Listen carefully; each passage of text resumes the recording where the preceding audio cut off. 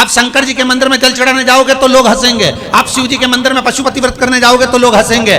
बता दिया होगा सीहोर वाले महाराज ने, कुछ कह दिया होगा सीहोर वाले महाराज ने। आप शंकर जी के मंदिर में चावल चढ़ाने जाओगे तो लोग हंसेंगे, फूल चढ़ाने जाओगे तो लोग हंसेंगे, पुष्प चढ़ाने के लिए जाओगे तो हंसेंगे। पर मेरा निवेदन है, मेरा हिंदू धर्म आज अगर भगवान की ओर बढ़ रहा है तो इससे बढ़कर कोई गौरव नहीं हो सकता, इससे बढ़कर कोई गौरव नहीं हो सकता। मेरा हिंदू धर्म का बच्चा बच्चा, एक एक बालक, एक एक बालिका, हिंदू धर्म का एक एक छोटा छोटा बच्चा भी अगर शंकर जी के मंदिर में जा रहा है, शिव की आराधना करने जा रहा है, तो उससे बढ़कर कोई गौरव नहीं है। हाँ, दुनिया के लोग जैसे आप पर हंसते हैं, दुनिया के लोग वैसे हम पर भी हंसेंगे। दुनिया के लोग जैसे आप पर उंगली उठाते हैं, दुनिया के लोग हम पर भी उंगली उठाते हैं। पर डरना नहीं है। मकड़ी जाला अगर एक ही जगह बना लेती तो वो भी सफल हो जाती, केवल दुनिया के कहने पर उसने जाले चेंज कर दिए। आधा बनाया, आधा बनाया, आधा बनाया, छोड़ दिया। हमें नहीं घबराना। आप दुकान खोल रहे हो, शंकर के भरोसे पर खोल लो। आप शिव जी का नाम लेकर जो काम करोगे, मेरा ओ घड़दानी स्वयं आकर आपको साध लेगा, स्वयं आकर करेगा। क्या सोचना। ये एक पत्र और बड़ा सुंदर लिखा, देखिए।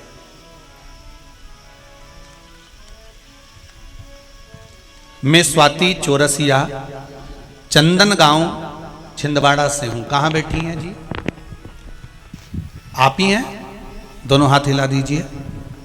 आपने लिखा है बहन कि गुरुदेव, मेरी 2 महीने की बेटी की आंख से लगातार जल गिर रहा था, आंख से आंसू निकलते जा रहे थे। डॉक्टरों को दिखाया, उन्होंने ऑपरेशन का कह दिया कि ऑपरेशन कराओगे तब जाकर वो 2 महीने की बच्ची के आंख से आंसू बंद होंगे। गुरुदेव, बड़ी दुखी हो गए, हमारे घर के लोग बड़ी चिंता में पड़ गए। तभी शिव महापुराण की कथा टीवी पर सुनी और जैसा बाबा की कथा में आपने वर्णन किया वैसा ही विश्वास रखकर शंकर जी से एक दिन विनती करने एकांत मंदिर में चली गई और बाबा से निवेदन कर कर आ गई, गुरुदेव दूसरे दिन से मेरी बेटी की आंख के आंसू बंद हो गए, ऑपरेशन की जरूरत नहीं पड़ी। ये पत्र लिखा है, आप ही ने लिखा है। दोनों हाथ एक बार हिला दीजिए। हर हर। बैठ जाओ बहन, बैठ जाओ। बाबा की कृपा हो, अगर विश्वास पक्का है, भरोसा अगर दृढ़ है शंकर के प्रति, आपकी विश्वास और आपका भाव प्रबल है, तो ये मानकर चलना कि शंकर आपके हर सुख में भी है, तो शंकर आपके हर दुख में भी खड़ा हुआ है। वो सामने आकर खड़ा हुआ है, सम्मुख में।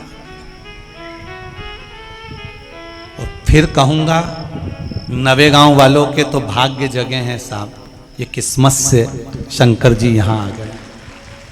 नवेगांव वालों के तो भाग्य जगे हैं, साथ में आप लोगों के भी भाग्य जगे हैं।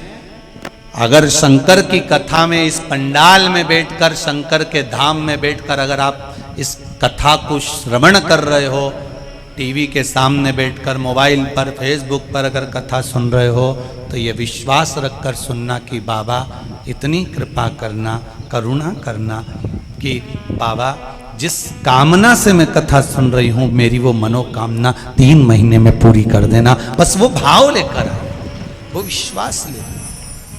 प्रेशर बढ़ाओ थोड़ा। मैं विश्वास लेकर आई हूं, मैं कामना लेकर आई। लागी लगन मत तोड़ना,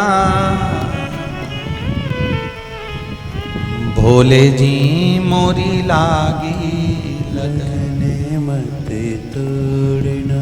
दुनिया उंगली उठाएगी, ताने देगी, गालियां देगी, अपशब्द कहेंगे लोग, ना जाने क्या क्या कहेंगे, ना जाने क्या।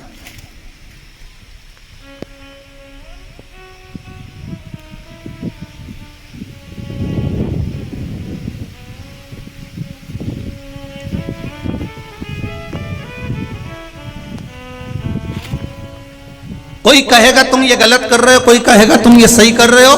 तुम तो भगवान के भरोसे पर करना कि मैंने तेरे भरोसे पर करा है। मैंने तेरा विश्वास रख कर करा, तेरा भरोसा रखकर। ब्रह्मा जी से भगवान शिव कह रहे हैं कि तुम सृष्टि की रचना करना प्रारंभ करो।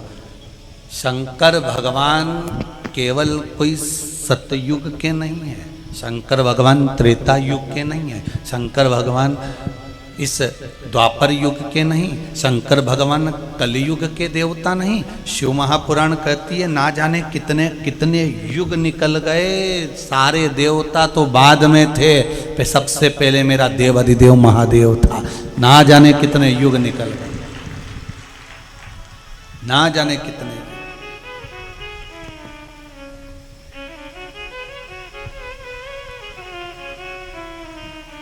कितने युग निकल गए।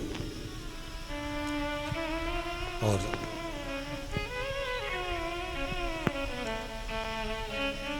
शिव कथा कह रही, हर युग में भगवान शंकर ने ब्रह्मा जी को ज्ञान उपदेश दिया है। हर युग में भगवान शंकर ने अपना एक स्वरूप का दर्शन ब्रह्मदेव को दिया है।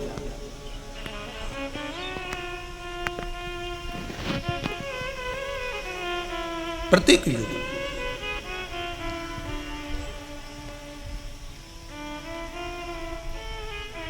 महाराज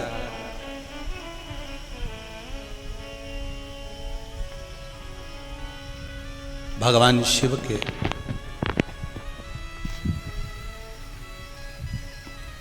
पांच मुख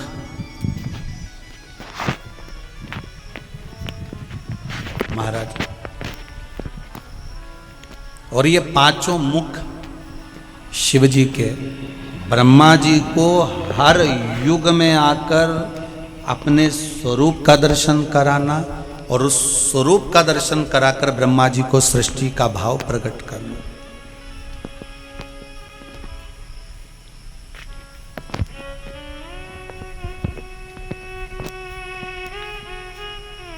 महाराज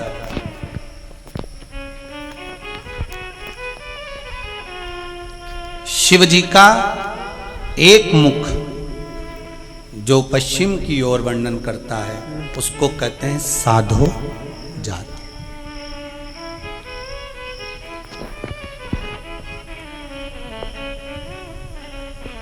ये भगवान के बालक भाव को दर्शा देता है, भगवान के निर्मल भाव को दर्शा देता है, साधो जात। दूसरा जो उत्तर की ओर भगवान का मुख है उसको वामदेव कहते हैं, ये विकारों का नाश कर देता है। तीसरा दक्षिण की ओर जो मुख भगवान का है उसको अघोर कहा गया। अघोर ये सिद्धि प्रदान करने वाला। महाराज जो पूर्व की ओर भगवान का मुख है, जो भगवान नित्य स्मरण की ओर, देखो एक अघोर रूप भगवान शिव ने जो लिया था ब्रह्मा जी के सामने, ब्रह्मा जी को जो वर्णन किया था कि इस रूप का दर्शन ब्रह्मदेव तुम करो और फिर सृष्टि का निर्माण करो, वो अघोर रूप कोई साधारण नहीं था, सिद्धता का सुख प्रदान करने वाला। एक बात और अपनी जिंदगी में उतार कर रखिए, शंकर जी के मंदिर में जब आप एक लोटा पानी चढ़ाते हो तो ये मत सोचना कि शंकर जी के 5 मुख का हमें दर्शन करना है। हमें शंकर जी का 5 मुख वाला मंदिर में जाना है, हमें शिव जी के 5 मुख का दर्शन करना है, हमें शंकर भगवान के इन मुखाग्रविंद का दर्शन। हमारे भीतर ये भाव प्रकट होना चाहिए कि हम जिस शिवलिंग पर जल चढ़ा रहे हैं, आप आपके घर के पास में, आपके मंदिर में, आपके घर के नजदीक में जो शिवालय हो, आपके घर के पास में जो शंकर जी का मंदिर हो, आप तो उस मंदिर में चले जाओ। और कभी कभी अगर कोई बहुत जरूरी बात करना हो शिव जी से और मंदिर में भीड़ ज्यादा हो, तो जो मंदिर एकांत में हो, जहां कोई नहीं जाता हो, वहां तुम पहुंच जाओ।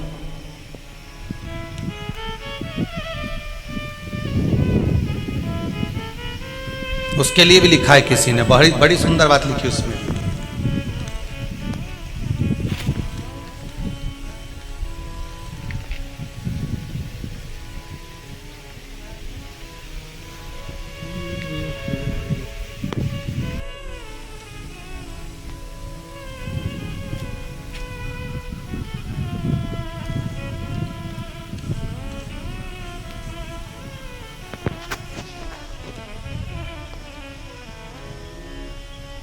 पत्र में लिखा है गुरुजी, श्रीमती विनीता संतोष जी चौरसिया, चौरई जिला छिंदवाड़ा मध्य प्रदेश से हैं।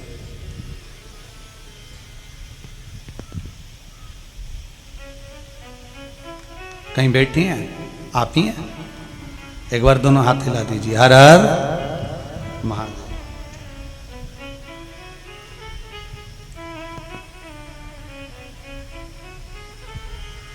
आपने लिखा है गुरुदेव, आपने कहा था कि जब कभी मौका मिल जाए तो एकांत में जाकर शंकर जी के मंदिर में कुछ दिल से कह दिया करो। आपने पत्र में लिखा है। तो गुरुदेव, मैंने एक बार भगवान शिव से जाकर एकांत में, पशुपति व्रत भी मेरे चल रहे थे और एक एकांत के मंदिर में पहुंची और शिव जी से जाकर मैंने प्रार्थना करी। गुरुदेव, उस प्रार्थना का फल ये मिला कि मेरे बेटे की नौकरी नहीं थी, पर जैसे ही बाबा को प्रार्थना कर कर मेरे पशुपति व्रत हुए और बेटे की नौकरी लग गई। आप ही ने लिखा है ना ये? दोनों हाथ हिला दो एक बार। हर हर महादेव। बैठिए बैठिए बैठिए। मेरे बेटे की नौकरी लग गई। फिर कहेंगे कभी जहां मेरा ओघड़दानी, मेरा शंभू, जहां मेरा शंकर, जहां आपको मिल जाए और जहां मेरा शिव मिल जाए और एकांत में मिल जाए, हम तो यहां तक कहेंगे तुम 4 व्हीलर गाड़ी से कहीं जा रहे हो, आपके मार्ग में कहीं शंकर का ओटला दिख जाए, कहीं शिव मंदिर मिल जाए और भगवान शंकर अकेले मिले हुए हैं जहां कोई नहीं।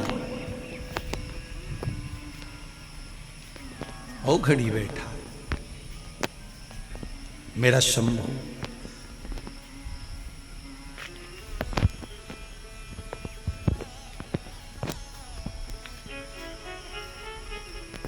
वहां एकांत में बैठकर आप भगवान शिव का मूल मंत्र, शिव महापुराण का श्री,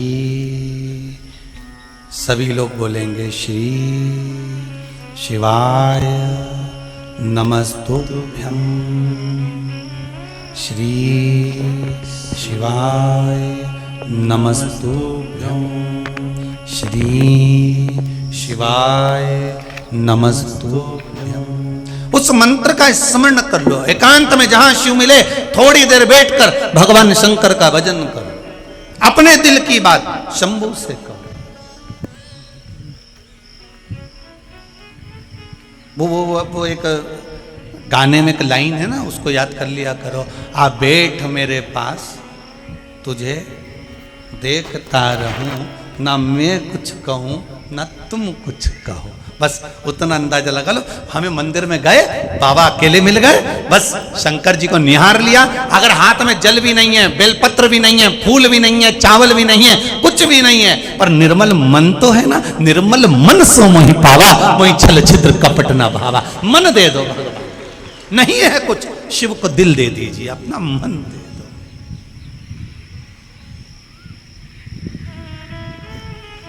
भगवान को अपना हृदय दे दो।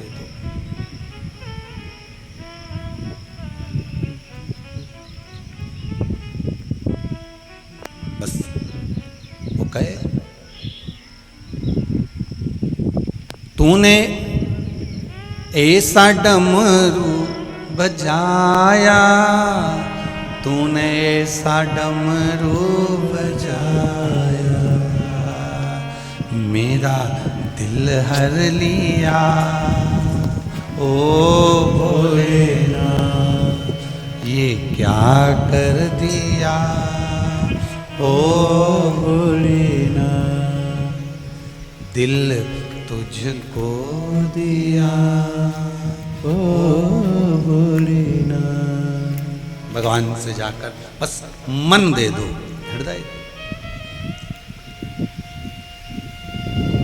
कुछ देना है भगवान को तो अपना हृदय। नहीं है कुछ, एकांत में हो, आप जा रहे हो गाड़ी से, आप जा रहे हो मोटरसाइकिल से, आप जा रहे हो पैदल, शिव जी का मंदिर दिख गया, अंदर दरवाजा बंद है, मंदिर के अंदर भी नहीं जा सकते, शिखर का दर्शन हो रहा है, तो शिखर देख कर भी शंकर के आगे हाथ जोड़कर कह देना, बाबा आज आपके शिखर का दर्शन हो गया। शिखर दर्शनम सर्व पाप नाशनम, आज मेरे पाप मिट गए, इसलिए मुझे शिखर का दर्शन।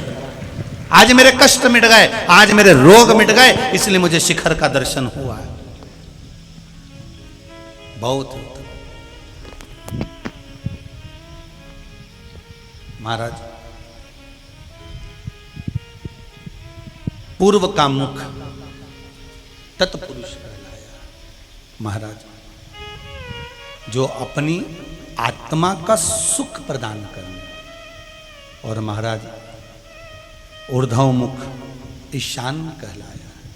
ऐसे जो भगवान शंकर के जो 5 मुख हैं, ये पंचानंद भगवान शिव को जो कहा जाता है, इनके जो नेत्र हैं 5 जगह से नेत्र से केवल 3 या 5 नेत्र से देवादिदेव महादेव नहीं देख रहे हैं। एक मुख पर 3 नेत्र हैं तो 5 मुख पर 15 नेत्र हैं। 15 नेत्र से अगर भगवान निहार रहे हैं, 15 नेत्र से मेरा शंभु अगर देख रहा है, 15 नेत्र से मेरा ओघड़दानी अगर आपके सम्मुख में है, तो जरा विचार करिएगा कि 15 नेत्रों से देखकर हमारे कितने कितने विकारों को वो नष्ट भी कर रहा है, तो हमको सुख का भान भी कराते जा रहा है, हमको आनंद की अनुभूति भी कराते जा रहा है।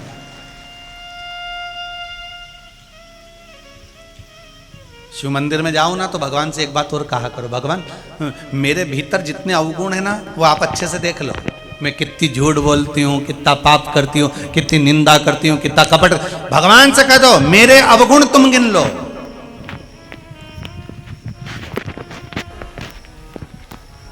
शंभु, हम तो अवगुणों की खान हैं, पर दया की खान तो आप ही हो, कृपा की खान तो आप ही हो, करुणा की खान तो आप ही हो। भगवान से कह सकते। देखिए कितने युगों में ब्रह्मा जी ने, हर युग में ब्रह्मा जी को भगवान शंकर ने दर्शन दिया। एक एक युग में आकर एक एक दर्शन को दिया और कहा ब्रह्मदेव सृष्टि की रचना करो। भगवान करें, भगवान ब्रह्मदेव सृष्टि की रचना। जब अघोर रूप भगवान शंकर ने रखा था, तब पूरा शरीर पर काले ही काले रूप का धारण करा, कृष्ण स्वरूप।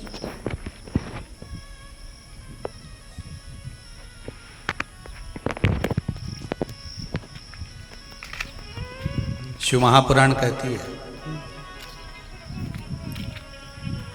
गौर वर्ण का शिवलिंग, कृष्ण वर्ण का शिवलिंग। बहुत बहुत ध्यान देना, आज कथा निकली है त्रिनेत्र शिव महापुराण में, तो अच्छे से समझ लो। जहां जहां से आए हो आप लोगों ने शंकर जी के शिवलिंग का दर्शन करा आप लोगों के मंदिर में? तो कोई शिवलिंग तो काला पत्थर का, काला पाषाण का होता है। बोलो सही है कि गलत है? जम के बोलो, सही है। और किसी किसी मंदिर में सफेद पाषाण का, सफेद पत्थर का भी शिवलिंग होता है। करें दर्शन आप लोगों ने? कहीं काला पाषाण का है, काले पत्थर का है, कहीं श्वेत पत्थर का है, और कहीं कहीं शिवलिंग का दर्शन करते हैं। जैसे नर्मदा जी के जल से जो शिवलिंग प्रकट होते हैं, कंकर शंकर नर्मदा के, तो उसका जो स्वरूप होता है वो चित कबरा सा होता है। करें दर्शन? जहां लगे आपको कि हमने ये वाला दर्शन नहीं करा, कभी नर्मदा जी का शिवलिंग का जो दर्शन करेंगे, नर्मदेश्वर महादेव का दर्शन करेंगे, नर्मदा जी के जल में से जो शिवलिंग प्रकट होते हैं उसका दर्शन करोगे, तो वो आप शिव मंदिर में जाकर देखेंगे तो उसमें लेहर मिलेगी, उसमें पानी की आकृति या चारों तरफ रिंग या कोई राउंड बना हुआ, कहीं कोई निशान बना हुआ, कोई चंद्र बना हुआ, कोई स्वरूप बना हुआ, कोई सूरज बना हुआ। ऐसा नर्मदा जी में से जो कंकर निकलता है उसमें आप रूप आकृति रहती है।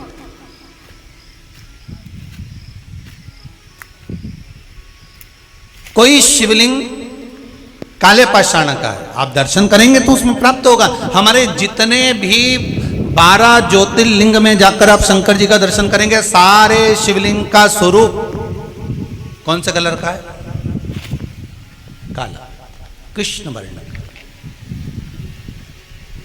महाकाल दादा को देख लो, मल्लिकार्जुन दादा को देख लो, चाहे विश्वनाथ दादा को देख लो, चाहे आप त्र्यंबक दादा को देख लो, चाहे आप जहां मर्जी पड़े वैद्यनाथ दादा को देख लो, नागेश्वर दादा को देख लो, आप जहां देखोगे ना दादा को, वो दादा आपको उसी स्वरूप में मिलने वाला।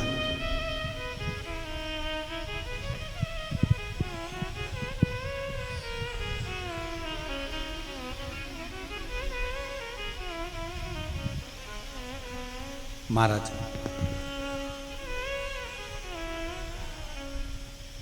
केवल 2 शिवलिंग है जो काले पारत के नहीं दिखते, काले पाषाण के नहीं दिखते। एक केदारनाथ जी और दूसरे सोमनाथ जी। सोमनाथ जी तो आप लोगों को ज्ञात भी होगा, आप लोगों ने, हमारे तो शिक्षा में हम लोग पढ़ने में आता था, तो आप लोगों ने भी पढ़ा होगा कि कुछ उपद्रवियों ने आक्रमण करा था और शिवलिंग को ले गए थे और सब करा, तो वो निर्माण फिर बाद में किया गया। इसलिए शिवलिंग का सुनी तो था काला ही, पाषाण वही था। और केदारेश्वर बाबा का जो शिवलिंग है वो काला पाषाण नहीं, वो तो एक स्फटिक की तरह, एक सुंदर नग की तरह चमकदार स्वरूप बाबा का है, सोने जैसी चमक।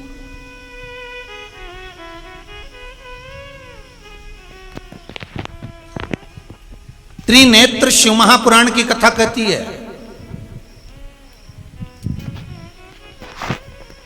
अगर काले पाषाण के शिवलिंग पर हम जल चढ़ा रहे हैं, जो काले पाषाण का शिवलिंग है, जो काले पाषाण से निर्मित किया गया है, जो काले पाषाण से बना हुआ है, अगर हम उसकी आराधना कर रहे हैं, उस पे जल चढ़ा रहे हैं, उसकी आराधना कर रहे हैं, उस पे हम जल चढ़ा रहे हैं, बेलपत्र चढ़ा रहे हैं, पुष्प चढ़ा रहे हैं, आराधना कर रहे हैं, तो ये जानकर करना कि उस काले पाषाण में, ध्यान दीजिए, ब्रह्मा भी हैं, विष्णु भी हैं और शिव भी हैं। कौन कौन है उसमें? ब्रह्मा, विष्णु और शिव। और उसी काले पाषाण के शिवलिंग के अंतर्गत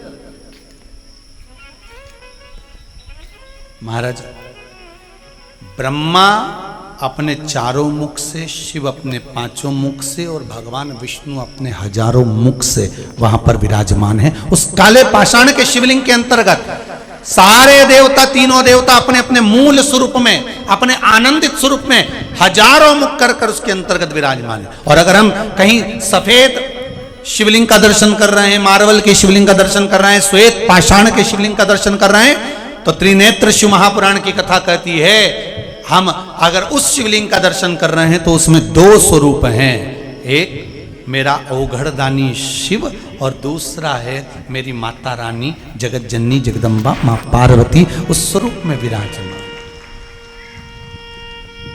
और सफेद पाषाण के शिवलिंग में केवल और केवल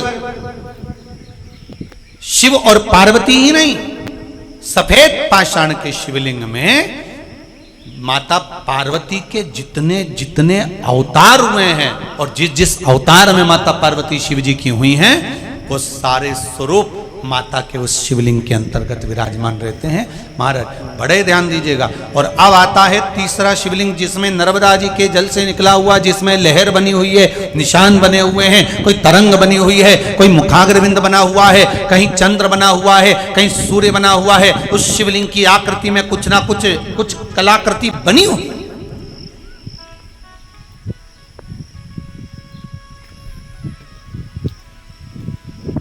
नर्मदा के उस शिवलिंग का, और माई नर्मदे हर, कोई नर्मदा कोई साधारण है क्या? जिसमें से एक पाषाण अगर प्रकट हो रहा है, एक शिवलिंग अगर प्रकट हो रहा है, तो शिवलिंग का वर्णन किया गया, कहा इसमें शिव है, इसमें पार्वती है और इसमें भगवान शंकर के 13 की 13 बच्चे विराजमान हैं। ये वो शिवलिंग है नर्मदा का, वो शिव।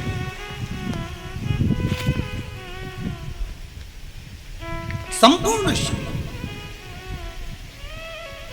बहुत ध्यान देना, पहले आपको कथा में बताया गया था, पहले कथाओं में जितनी बार कथा में कहा गया था उसका भी स्मरण कर लें। हमने कहा था ये शिवलिंग है, ये जलाधारी माता पार्वती जी का हस्त कमल है। जहां से पानी नीचे गिरता है, राइट भाग गणेश, लेफ्ट भाग कार्तिकेय, बीच में जो मोटी सी लाइन है वो अशोक सुंदरी, ऊपर से जो बूंद बूंद जल गिर रहा है शंकर भगवान की 5 लड़कियां जया, विषहरा, शामरी बारी, दौतली और देव है। पर आज कथा में जो त्रिनेत्र शिव महापुराण की कथा चल रही है उसमें प्रथम बार अपन को यह संवाद श्रवण करने को मिल रहा है कि कौन से शिवलिंग का स्वरूप, वर्ण, कौन सा स्वरूप, किस, कोई कृष्ण वर्ण का है, कोई श्वेत वर्ण का है, तो उसका आनंद क्या, उसमें किस किस का वास है, ये हमको प्रथम बार इस कथा में श्रवण करने का सौभाग्य प्राप्त हुआ है। आपको भी और हमको, आपको भी मिल रहा है और हमको भी मिल रहा है कि कौन से शिवलिंग में कौन कौन विराज महाराज। आवाज आइए, एक शिवलिंग और होता है जिसको कहते हैं स्फटिक का शिवलिंग। काय का शिवलिंग है, जम के बोलिए जरा, स्फटिक का शिवलिंग। ये किसी किसी के घर में होता है, कांच जैसा दर्शन होता है। कई लोगों के घर में स्फटिक की जगह लोगों ने कांच का नकली बना के दे दिया हो, अब करे क्या, कहलाएगा। तो स्फटिक का शिवलिंग, स्फटिक के शिवलिंग अगर ओरिजिनल है, असली स्फटिक का शिवलिंग है, कांच का नहीं, असली अगर स्फटिक का शिवलिंग है आपके घर में, तो उस शिवलिंग में महाराज भगवान देव आदिदेव महादेव, चंद्र, सूर्य और उस शिवलिंग के अंतर्गत शंकर भगवान का मूल स्वरूप तत्पुरुष भगवान विराजमान होते हैं महाराज। और एक शिवलिंग आता है पारद का शिवलिंग, है किसी के यहां पारद का शिवलिंग है? अरे वाह, रखिए। किसी किसी जगह पर अपने को दर्शन मिलते पारद का शिवलिंग। पारद के शिवलिंग में किस किस का निर्माण, कौन कौन विराजमान है महाराज? तो शिव महापुराण की कथा कहती है पारद के शिवलिंग के अंतर्गत मेरे देव आदिदेव महादेव तो हैं, साथ में मां जगत जननी जगदम्बा भी उसके अंतर्गत विराजमान है। और पारद के शिवलिंग के अंतर्गत महाराज 64 योगनियां कुबेर जी के साथ विराजमान होती है उस पारद के शिवलिंग के अंदर।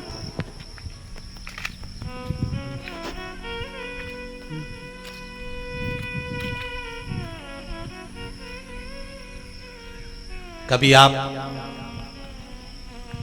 मथुरा जाएं तो मथुरा की जन्म स्थली पर, जहां पर बिरला जी मंदिर बनाए हैं बड़ा सारा, राधा कृष्ण सरकार वहाँ पर विराजमान है, उस मंदिर के अंदर ऊपर चढ़कर जाएंगे तो वहाँ पर आपको पारद के शिवलिंग का दर्शन होगा। वहाँ उस, और कभी आप जम्मू जाएं तो वहाँ भी पारद के शिवलिंग का दर्शन। अब आजकल तो कई मंदिर ऐसे भी हैं, हमारे इंदौर नगर में भी हैं जहाँ पारद के शिवलिंग का दर्शन हो सकता है। इन शिवलिंग का स्मरण हम कर रहे हैं। अब कई लोगों को यह ज्ञात नहीं है कि कौन से शिवलिंग पर क्या चढ़ा दिया जाए कि उसका फल हमको 4 गुना मिल जाए। हम चढ़ाते जरूर हैं, आप भोजन करते जरूर हो, पर कोई डॉक्टर के पास जाओगे, डॉक्टर साहब से कहोगे डॉक्टर साहब मेरी आंखों से कम दिख रहा है, मेरी आंखों से नजर नहीं आ रहा है, मेरी आंखों में जाला पड़ रहा है, मेरी आंखों से कम कम दिखे, क्या करना चाहिए? तो डॉक्टर साहब बोलेंगे एक काम करो, तुम थोड़ा सा गाजर खाना चालू करो। अब तुम रोटी तो खाते थे, सलाद भी खाते थे, पर डॉक्टर ने कहा गाजर खा। अब तुमने गाजर खाना प्रारंभ करा, गाजर खाना प्रारंभ करा तो आंखों की ज्योति बढ़ना प्रारंभ हुई। तो कोई अगर तुम्हें कोई मार्ग बताए कि भाई भोजन तो कर रहे हो, रोज कर रहे हो, पर किस पदार्थ से हमारे शरीर को क्या लाभ मिलता है, ये कोई ज्ञानी, कोई डॉक्टर बता सकता है, कोई गुरुजन बता सकता है।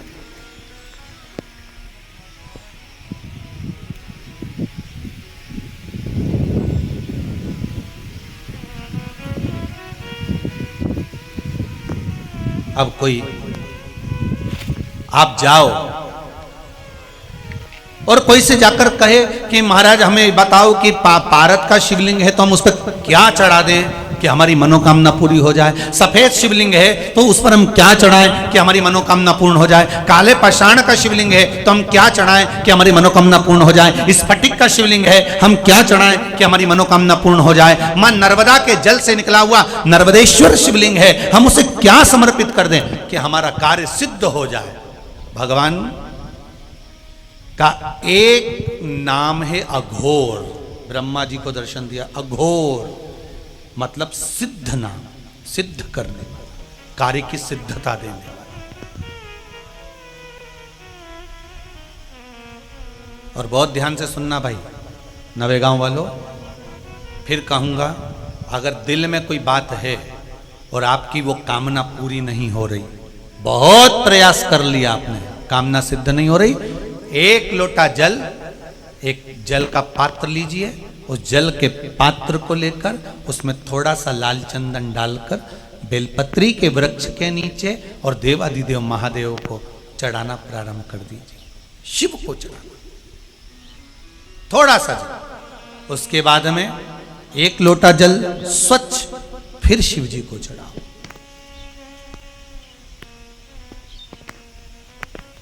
प्रयास करो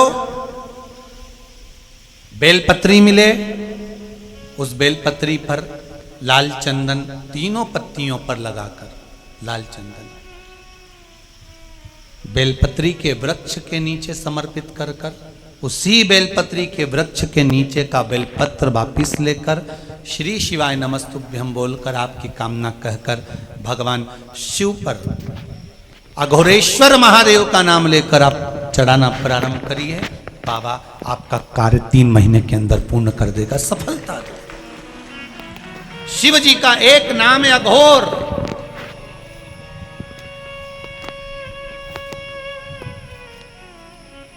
ईश्वर, तत्पुरुष,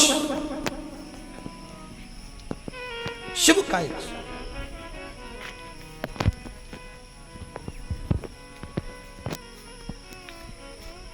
अभी अपने बीच में कुबेरेश्वर महादेव मंदिर से, कुबेरेश्वर धाम सीहोर से एक क्रम चालू करा था, आप लोगों ने करा ना, बेलपत्र का वृक्ष लगाओ। किस किसने लगाया था? हाथ उठाओ जरा। लगाया सबने? अरे बहुत बढ़िया, रख लो वापिस रख लो, बहुत बढ़िया, धन्यवाद आपको। लगाना। अगर हमने वृक्ष लगाया है, बेलपत्र का वृक्ष रोपित करा है, या कहीं बेलपत्र का वृक्ष है उसके नीचे भी अगर हमने बेलपत्र समर्पित कर कर भगवान शिव का घोर नाम लेकर अगर बेलपत्र को ले जाकर शिव को समर्पित करा है तो उसका कार्य सिद्ध होता ही है। करके देखिए, भगवान शिव से निवेदन। शिव कह रहे हैं, शंकर की कथा कर रही है, ओगरदानी त्रिकालदर्शी कैलाशी का चरित्र कह रहा है कि आप जिस शिवलिंग में पूजन करने के लिए जा रहे हो, जिस शिवलिंग का आप आराधना करने जा रहे हो, उसका स्मरण आपकी चित्तवृत्ति में होना चाहिए कि हम किस शिवलिंग में पूजन कर रहे हैं और वहां जल चढ़ाने पर हमें किस किस चीज की प्राप्ति हो, हमें क्या क्या मिल रहा है, हमें क्या क्या प्राप्त हो। तो काले पाषाण के शिवलिंग में कौन कौन है जरा जम के बोलिए, ध्यान आया कि नहीं आया? कौन कौन है उसमें? ब्रह्मा, विष्णु और शिव। सफेद पाषाण के शिवलिंग में कौन कौन है? शिव, चंद्र, सूर्य और मां जगत जननी, माध्य शक्ति, माता का स्वरूप उसमें। नर्मदा जी के शिवलिंग में कौन कौन है? संपूर्ण शिव जी का परिवार, संपूर्ण। स्फटिक के शिवलिंग में भी चंद्र सूर्य सब विराज। भारत के शिवलिंग में मां आद्य शक्ति, शिव, 64 योगनिया और कुबेर उसी के अंतर्गत विराज। शिवलिंग। अब एक शिवलिंग और होता है, कईयों के घर में पुराने समय से चले आ रहा है। कौन सा शिवलिंग है? तो कहा महाराज जी हमारे यहाँ तो पीतल का शिवलिंग है किसी किसी के यहाँ? जरा हाथ उठाओ जरा, है? अब देखो कितने लोगों के यहाँ। अगर कथा रह जाती, छूट जाती, तो आपको लगता कि ये शिवलिंग का कोई महत्व गुरु जी ने नहीं बताया। पीतल का शिवलिंग, और पीतल के शिवलिंग का वर्णन किया है महाराज। उस शिवलिंग के अंतर्गत भगवान देवाधिदेव महादेव स्वयं नवग्रह देवता के साथ में धातु के जितने शिवलिंग होते हैं, धातु के जो भी शिवलिंग हो, चांदी का, सोने का, आदि कादिक जितने शिवलिंग धातु के होंगे, सारे शिवलिंग के अंतर्गत भगवान शंकर नवग्रह देव के साथ में, उनकी अर्धांगिनियों के साथ में, उनके कुल के साथ में विराजमान होते हैं। हमारे जो पुराने लोग हैं ना, पुराने जो घर के बुजुर्ग लोग हैं, जो पुराना शिवलिंग रखते थे पीतल का, कोई ऐसे ही नहीं रख देते थे कि आप लोगों में, आप लोग तो सोचे कि नहीं साहब हमारा पीतल का शिवलिंग है, हम तो इसको हटा देंगे, ना पारद का शिवलिंग या पत्थर का शिवलिंग या पाषाण का शिवलिंग या स्फटिक का शिवलिंग लेकर आएंगे। तो ये बात तब छोड़ दो। आपके घर में जो शिवलिंग है, आपके घर में जो शिवलिंग विराजमान है, आप तो उसकी आराधना करो। ब्रह्मदेव से कहकर भगवान शंकर ने सृष्टि खंड को आगे बढ़ाया, सृष्टि की रचना करना प्रारंभ करा। जब ब्रह्मा जी सृष्टि की रचना करने के लिए प्रारंभ हुए, तब देवता इतने प्रसन्न हुए कि ब्रह्मा जी और भगवान शंकर का गुणगान गाने लगे। जैसे गुणगान करने लगे तो भगवान शंकर के जो आनंद भाव में रहने वाले गंधर्व थे, जो भगवान शिव की भक्ति का आनंद सुख प्रदान करते थे, वही तुमरुका जी आज शंकर भगवान के भजन का नाद कर रहे। शिव जी के 5 मुखों का वर्णन तुमरुका जी ने करना प्रारंभ करा। बहुत ध्यान देना महाराज इस कथा को। सारे मंदिरों में शिव जी के साथ में माता पार्वती है, केवल एक काशी के विश्वनाथ, जिनके मंदिर में पार्वती जी की जगह, पार्वती जी के सम्मुख में मां अन्नपूर्णा है। कौन सी माता है? अन्नपूर्णा।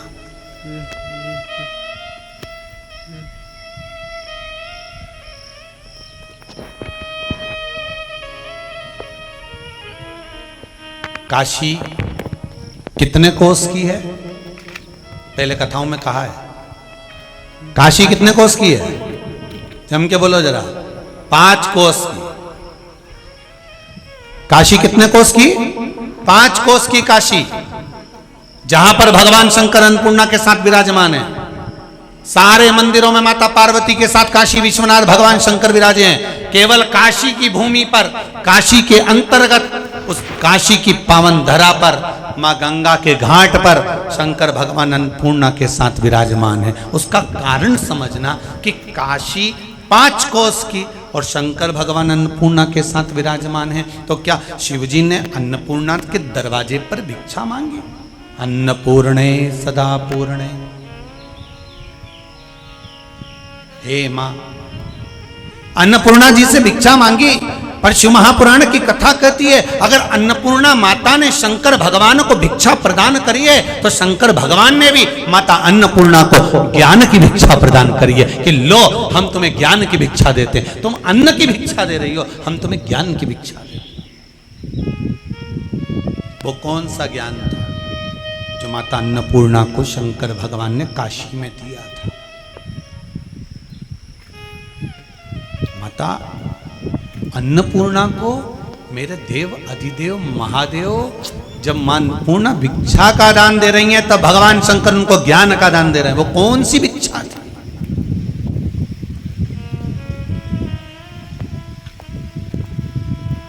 वो कौन सी? अन्नपूर्णे सदा पूर्णे शंकर प्राणवल्लभे, हे मां, हे मां। शिव कह रहे हैं भिक्षाम देई, पर माता अन्नपूर्णा ने भिक्षा दे दी। अन्नपूर्णा जी ने कहा, बाबा रुको, आप हमें अगर कुछ दे रहे हो तो हमने सुना है जो देता है और जो लेता है तो लेने वाला कुछ तो देकर जाता है। तो शंकर जी ने अन्नपूर्णा जी से कहा आपको क्या चाहिए वो बताओ, आपको क्या दिया जाए।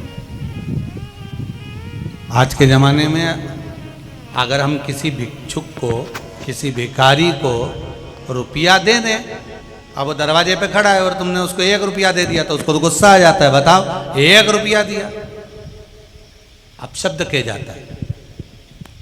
बल्कि अगर किसी को कुछ दिया जाए, किसी को तुमने रोटी दी, कम्बल दिया, सामान दिया, तो उसको क्या चाहिए कि वो तुम्हारे को आशीर्वाद देकर जाए कि भैया बहुत अच्छा करा आपने, मुझे ये दे दिया, अच्छा हुआ मैं भूखा था आपने मुझे भोजन दे दिया, अच्छा हुआ आपने ये कर दिया। तो वो गुणगान गाए कि आपने मुझे ये दिया है, आपने मुझे ये प्रदान किया।